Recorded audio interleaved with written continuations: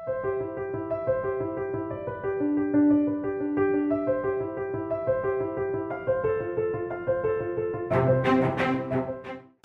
a todos. Eu também vou fazer uma palestra relativamente breve. Vou tentar focar um pouco mais em como que a gente tem utilizado tecnologias de sequenciamento para ajudar a indústria a melhorar seus processos. Eu gostaria de agradecer a oportunidade de eu poder apresentar aqui para vocês um pouco sobre a empresa e como que nós utilizamos essas tecnologias. Bom, eu vou falando rapidinho sobre a Nabospec. Nós somos uma empresa de biotecnologia que tem como objetivo aplicar tecnologias de última geração, em termos de sequenciamento de DNA, genomônica e bioinformática, para ajudar a indústria a resolver principalmente desafios relacionados às contaminações. Com essa tecnologia, a gente vem trabalhando com um paradigma um pouco diferente do que se faz hoje em análises microbiológicas. Dos motivos que me motivou a fundar a Nabospec e seguir nesse caminho foi essa frase que eu ouvi numa palestra de um microbiologista britânico, no qual ele, dentro da palestra dele, desenvolveu um raciocínio de que hoje a microbiologia ela lida com problemas do século XXI, problemas complexos quando a gente olha para o setor da saúde, hospitais, indústria de alimentos. Cada vez a gente vê o quão mais difícil é combater as bactérias pelos mecanismos que elas envolvem resistência e tal. E hoje, boa parte da base do arsenal que a gente tem como ferramenta para poder identificar e combater essas bactérias é muito baseado em tecnologias que foram desenvolvidas com base lá no século XVIII. E a missão da Nabospec é tentar ajudar a resolver um pouco esse gap, trazendo tecnologias que a gente utiliza hoje em ponta, em pesquisa acadêmica, para a rotina e tornar isso viável para que a indústria possa começar a se beneficiar dessas tecnologias. Eu acho que um dos grandes movimentos que teve, principalmente esse ano, por parte do Ministério da Agricultura, foi modificar o Lisboa, que fazia tempo que era necessário já uma modificação mais robusta, e principalmente acrescentar e abrir, na verdade, as portas para a utilização de microbiologia molecular, de biologia molecular, de forma bem explícita. Então, existe um movimento hoje no Ministério de permitir que tecnologias de referência internacional, novas tecnologias, novas abordagens, elas possam ser, a gente possa começar a utilizar elas, óbvio que de forma controlada e com respaldo técnico, para resolver problemas principalmente na parte da fiscalização, ou ajudar o processo de fiscalização. Se a gente pegar o problema de saúde, isso problema de contaminação em alimentos, problema de segurança alimentar, como já foi mencionado antes, ele gera um impacto muito grande. Nos Estados Unidos, em 2015, o impacto estimado foi de 55 bilhões de dólares para a cadeia de produção de alimentos. Isso, problemas relacionados à segurança alimentar, a gente não está computando o shelf life, que é outro grande problema de impacto financeiro também para a indústria. Se a gente for pensar na última década, cerca de 582 milhões de pessoas elas sofreram algum impacto na sua vida relacionadas à intoxicação alimentar. Então, quando a gente fala de segurança de alimentos e indústria de alimentos, a gente não está falando tanto de impacto financeiro quanto de impacto social.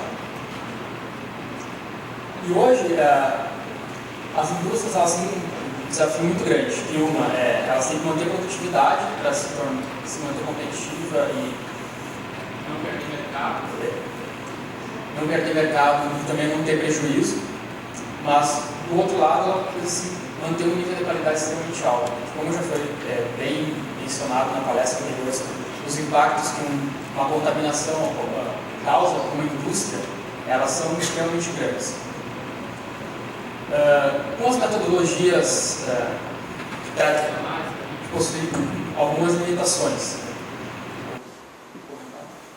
Uma delas é que geralmente cada ensaio que a gente faz, a gente analisa um parâmetro, seja ele parâmetro específico, por exemplo, uma identificação de uma bactéria, ou um parâmetro genérico, por exemplo, coliformes totais, mesófilos e assim por diante. E quando nós estamos trabalhando com um processo preventivo e digamos assim, investigativo, no qual às vezes a gente não sabe o que a gente vai encontrar, mas a gente quer procurar falhas no sistema, esses métodos eles acabam se tornando muito custosos, fazendo com que, às vezes, uma análise microbiológica com um screening lá que escala dentro de uma fábrica seja inviável tanto por uma questão de tempo, de volume de análises que precisam ser feitas, quanto com relação ao custo. E aí entra o papel de algumas novas abordagens que estão sendo bastante utilizadas a nível internacional, que é a análise de microbioma. O que é a análise de microbioma? Ao invés de a gente partir para um processo de cultura, isolamento das bactérias, a gente simplesmente pega aquela amostra, pode ser uma amostra de ambiente ou uma amostra do produto final, uma matéria-prima, de alguma etapa do processo. Nós extraímos o DNA dessa amostra, isolamos fragmentos desses DNA, marcadores genéticos das bactérias e fazemos um sequenciamento em larga escala. Quando a gente faz esse processo, a gente consegue romper duas principais barreiras. Uma delas é o custo por análise por espécie identificada.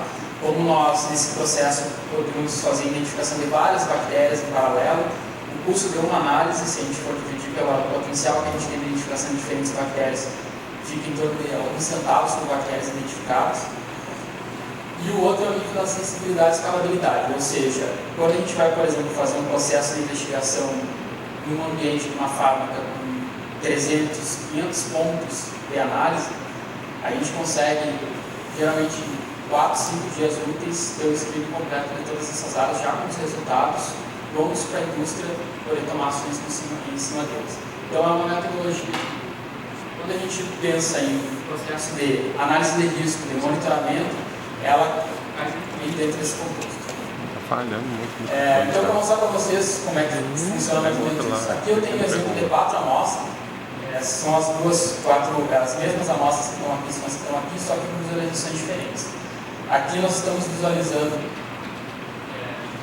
o perfil, cada amostra dessa, então, cada barra dessas é uma amostra, cada cor dessa representa uma espécie identificada, e o tamanho da barra, ela tem uma equivalência aproximada ao quanto dessa espécie estava dentro dessa amostra.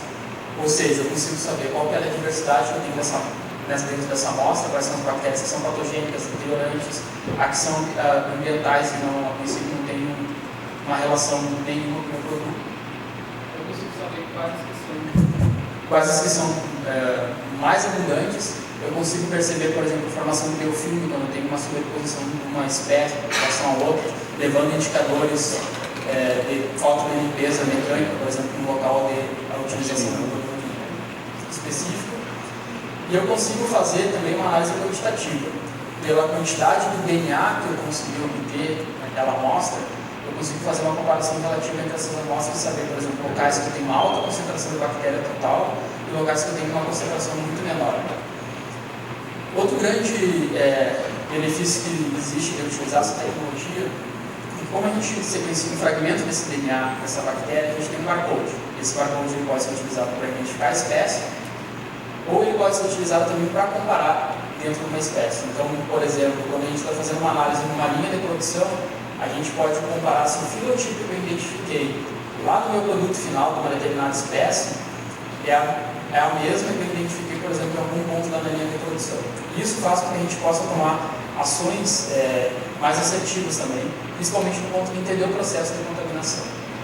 Então, o fato de identificar às vezes salmonela num ponto e no outro não quer dizer que necessariamente é o mesmo fenotipo. Na verdade, essa bactéria pode ter entrado na minha linha de produção ou vindo do meu produto da minha matriz, desde o início do processo ou a partir de algum momento. E utilizar essa abordagem, ela permite que a gente possa ter insights sobre como que aconteceu esse processo. E quando a gente pensa isso dentro de uma linha de produção, diferente, por exemplo, de uma estratégia no qual a gente vai utilizar a microbiologia convencional para fazer um screening, tentar identificar problemas, seja ele prévio a um processo de contaminação, ou seja ele pós-processo de contaminação, com essa tecnologia a gente consegue, depois eu vou mostrar alguns deles para vocês, de forma muito rápida e precisa, pegar o panorama de uma fábrica, entender quais são os processos que estão levando a essa contaminação ou prevenir que contaminações aconteçam.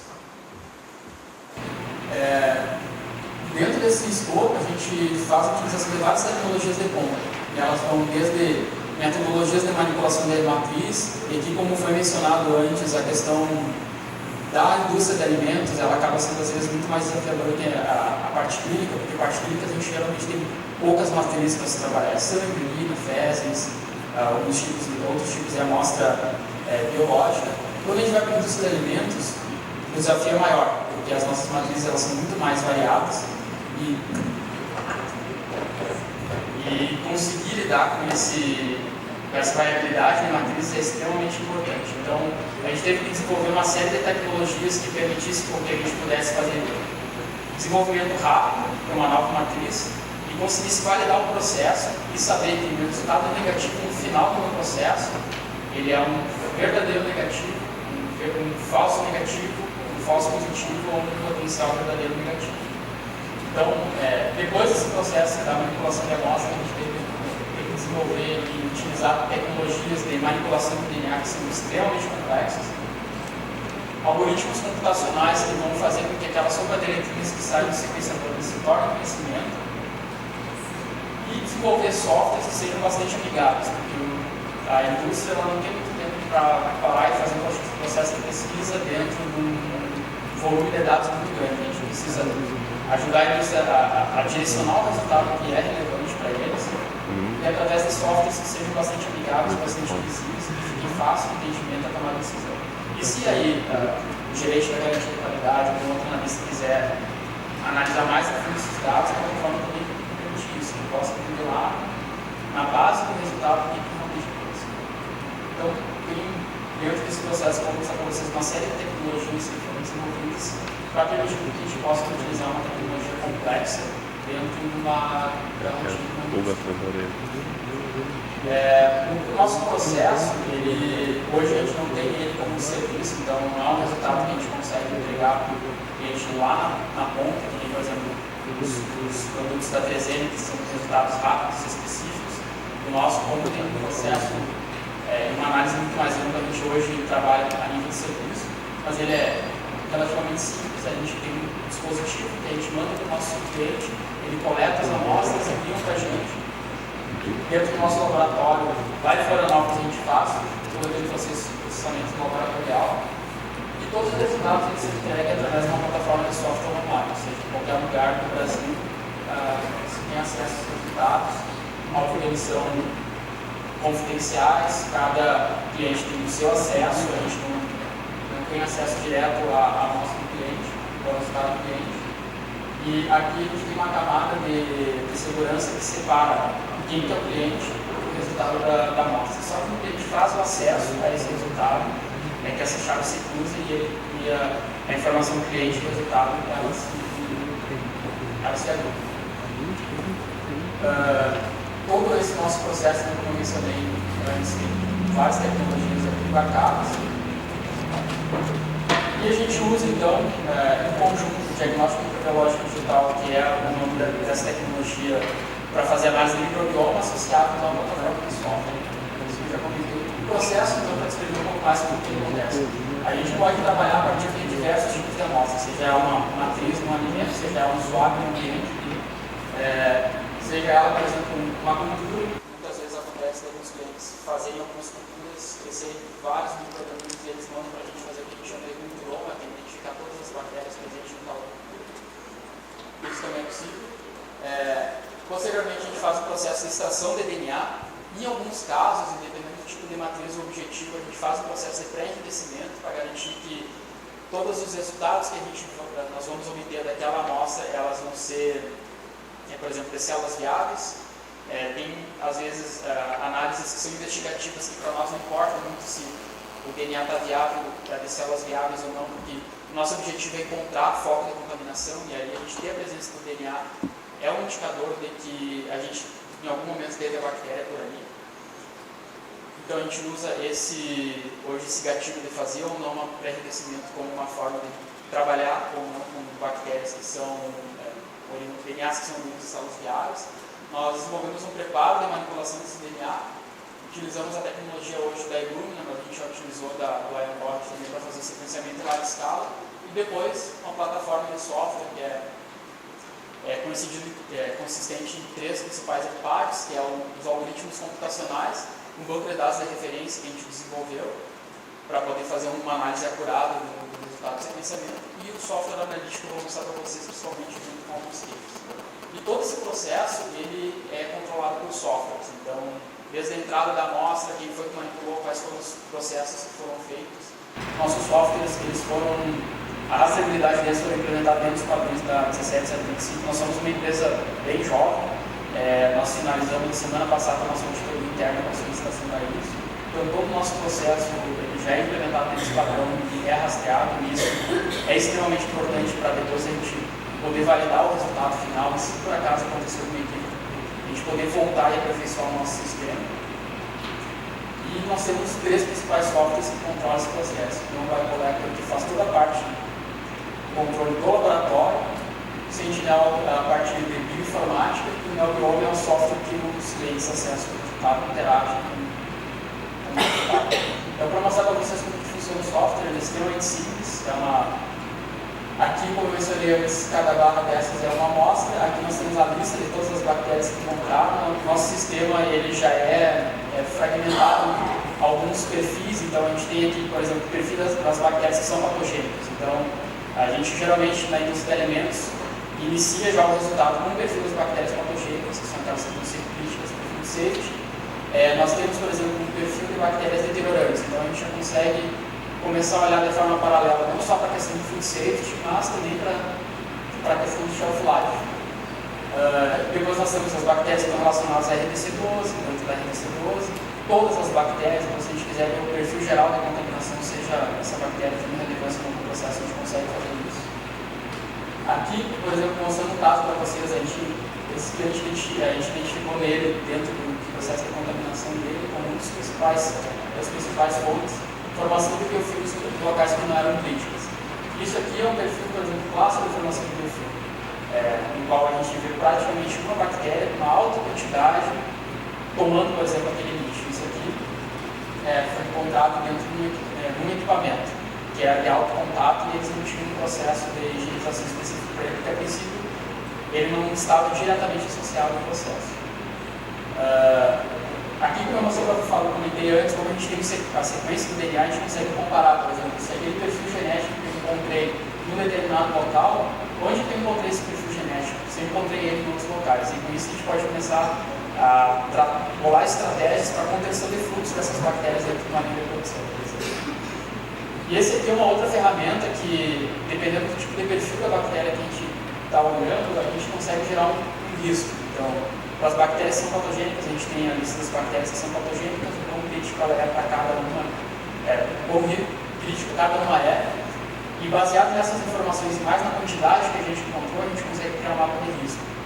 E com isso, de forma muito visual, ajudar a indústria a identificar esses pontos críticos e criar o que a gente chama de pontos críticos de controle, para efetivamente construir um programa de monitoramento, e com isso trabalhar de forma paliativa, remediativa, tentando remediar uma situação de contaminação, ou preventiva, de forma que eu encontro quais são os problemas e consigo resolver eles antes que eles se tornem algo muito crítico dentro de uma linha de produção. Geralmente a gente trabalha com 2 principais fases dentro dessa estratégia, que uma delas é fazer, se a indústria está passando por um processo de contaminação muito forte, a gente faz um projeto muito robusto, que a gente chama de uma análise de pontos críticos de controle, que é identificar o que realmente é crítico para aquela indústria dentro do processo produtivo deles. A partir dessa análise e dos resultados, a gente determina esses pontos críticos de controle e estabelece um sistema de monitoramento. Dependendo da rotina da indústria, a gente faz semanalmente, quinzenalmente, mensalmente. E a partir desse momento, a indústria começa a ter ciência do seu processo, quais são os processos que acabam ocorrendo, que levam a essa contaminação, e com isso trabalhar de forma preventiva, não só para o food safety, mas também para o shelf life. E quando a gente olha para esse processo, quando a gente vai fazer esse tipo de trabalho, nós olhamos para a cadeia completa. Olhando desde a matéria-prima que entra lá no processo produtivo, passando pelos processos, equipamentos, pessoas, vestimentas, infraestrutura. A gente analisa o produto final. Com muitos desses clientes a gente tem avançado para analisar o shelf life, identificar dentro do processo do shelf life quais são os micro-organismos que acabam integrando o produto deles, e a gente faz um feedback desse resultado para a linha de produção para identificar onde esses micro-organismos entram e como que a gente pode estruturar processos para prevenir essa contaminação, sem utilizar, às vezes, aditivos e outros componentes químicos, e sim trabalhando mais no processo. Muitas vezes a gente pegou o caso que, por exemplo, numa indústria de laticínios, esse caso foi bem interessante, que eles acreditavam que era o processo deles, e a gente descobriu que era o açúcar que eles utilizavam para fazer o leite condensado, que acabou levando a uma contaminação de toda a linha de produção. Mas quando a gente analisou todo o processo, a gente viu que a contaminação deles começou lá pela matéria-prima. E isso pode acontecer em diversas indústrias. E esse é um dos principais pontos que a gente tenta atacar, que é tornar o sistema eficiente, fazer ações onde realmente precisam ser feitas. Os processos, às vezes, são necessários ser revistos, às vezes, quando a gente faz alguma ação, por exemplo, para tentar controlar uma contaminação sem saber direito qual que é o foco do problema, a ação acaba sendo muito grande, a gente tem que parar toda a fábrica, começa um custo de uma fábrica parada extremamente grande. E com essa abordagem, o que a gente tenta é ser mais assertivo, ser mais direcionado para realmente atacar o problema que está cometendo aquela linha de produção, ou fazer com que um determinado problema que possa ser um problema ele não efetivamente aconteça.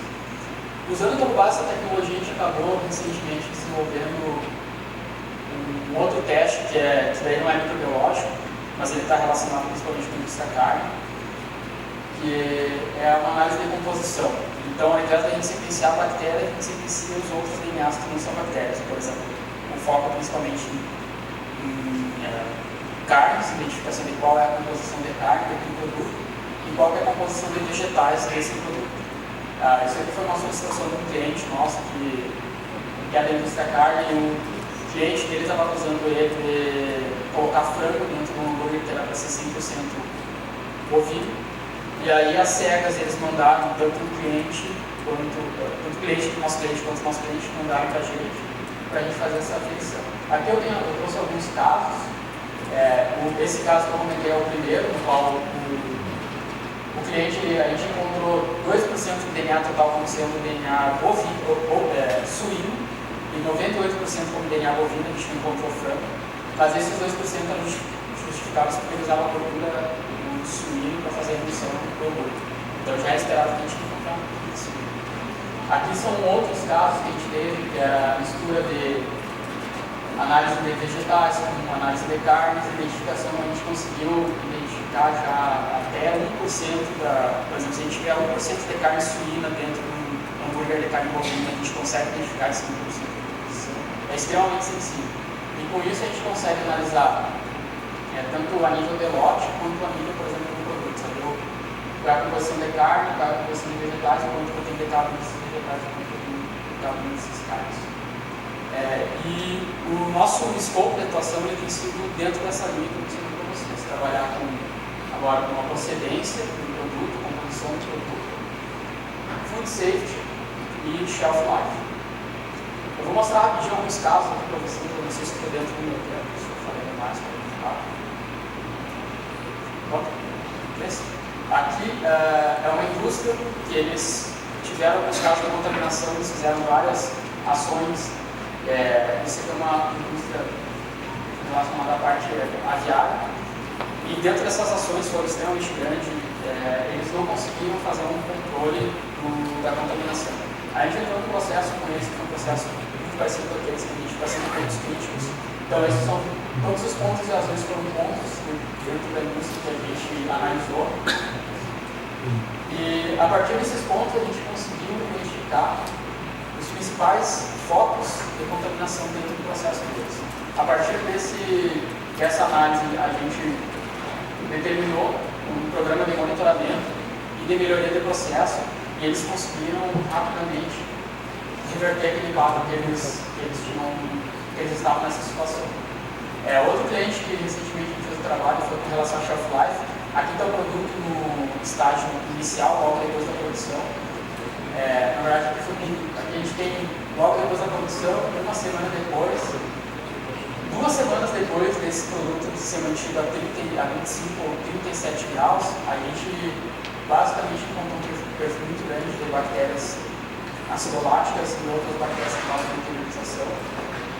E a gente conseguiu identificar quais foram as principais bactérias, dentro do processo deles, quais são as principais fontes.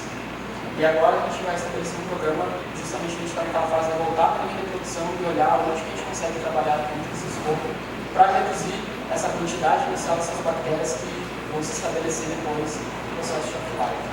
Outro assunto que a gente tem trabalhado bastante com as indústrias são as validações do processo de limpeza.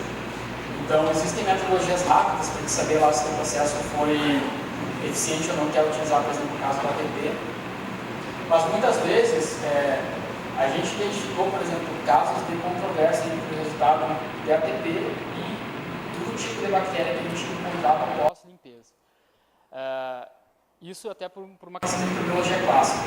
Aí a gente começou a trabalhar com processos, não no monitoramento, como o ATP monitor, que a gente pode fazer lá uma validação na hora, mas sim no estabelecimento de novos procedimentos. Então, saber, por exemplo, se aquele processo que eu estou utilizando ele é eficiente com o tipo de bactéria que eu tenho interesse.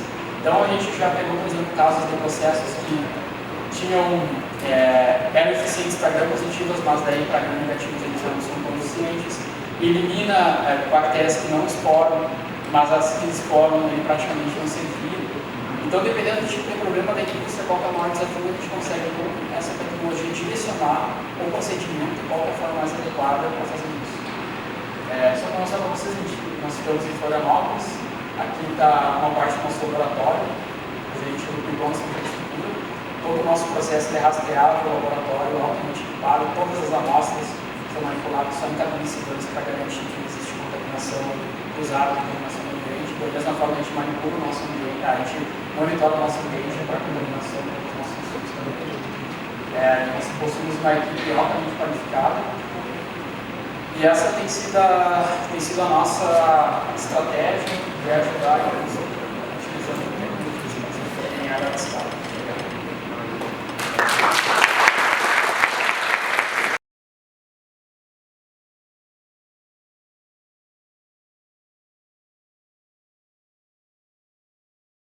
A gente acompanha vocês também, faz um tempo a gente conversou uns 2 anos atrás. Bom, começando pela parte regulatória. É um desafio bem grande, eu acho que os órgãos reguladores ainda eles têm um pouco de receio de se abrir para novas tecnologias, por mais que existam movimentos internacionais para isso. Mas eu acredito que está tendo um movimento agora de começar a olhar para essas novas tecnologias. O que a gente tem feito?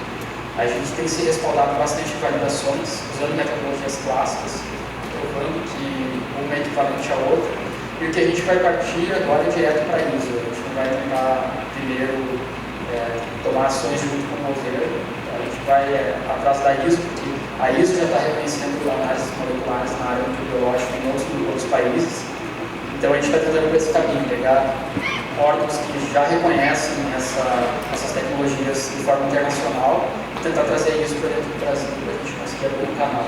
E através da obtenção, junto com esses órgãos de reconhecimento internacional, tentar chegar no governo. Esse tem sido, digamos assim, a nossa estratégia. Legal. Só um parênteses, a gente teve problemas com o auditor da ISO, como a tecnologia é muito diferente, o auditor ele não é uma temática que ele entende. Então a gente teve muito problema de assim, não, mas isso aí que você está falando não faz sentido. Mas como assim não faz sentido? Não, a gente está falando de biologia molecular, é diferente. O que a gente está tentando fazer é justamente uma equivalência. Primeiro criar isso para microplástico, para depois ir para molecular. E o trabalho que a gente está tentando fazer com o Bimetro é justamente esse. Já tem alguns outros certificadores internacionais, a gente está tentando trazer eles para tentar fazer uma conversa com o Bimetro ou trazer eles para cá para certificar o Bimetro que reconhece. Então essa é a estratégia, ir para fora e tentar fazer isso. Com relação ao desafio, com relação à tecnologia, ao custo da tecnologia, uma das coisas que a gente focou desde o início do desenvolvimento que a gente fez foi criar uma forma barata de fazer isso. Existem várias formas de fazer isso, como é utilizado hoje os protocolos e conhecimento científico, como a forma de preparar o DNA, manipular, fazer esse sequenciamento, ela faz com que o custo seja alto. A gente descobriu, na verdade, a gente desenvolveu algumas estratégias para baratear o custo. Então hoje, com a escala que a gente trabalha, a gente já tem um custo que é bem efetivo quando a gente compara com a metodologia clássica. Então essa foi uma estratégia de desenvolvimento, a gente sabia que por mais que a tecnologia é muito boa, se ela não for custo efetivo, se ela não for atrativa, fica muito caro entrar no recurso. Então a gente trabalhou muito, mas quase 1 ano e meio, 2 anos de desenvolvimento para conseguir chegar numa tecnologia que fosse custo efetivo, que a gente pode entrar no mercado de forma mais consistente. Essa é a segunda pergunta, tinha mais uma. Customizar. E com relação à customização, quando a gente fez esse processo, a gente criou uma forma. A gente criou um sistema meio plug and play, sabe? Então, para nós é relativamente fácil criar um novo marcador e colocar ele em produção. Então, é relativamente barato. Não é caro para nós fazer desenvolvimentos customizados. Até a gente tem, por exemplo, parceiros em outros segmentos do mercado que acabaram desenvolvendo análises com a gente para eles no mercado específico.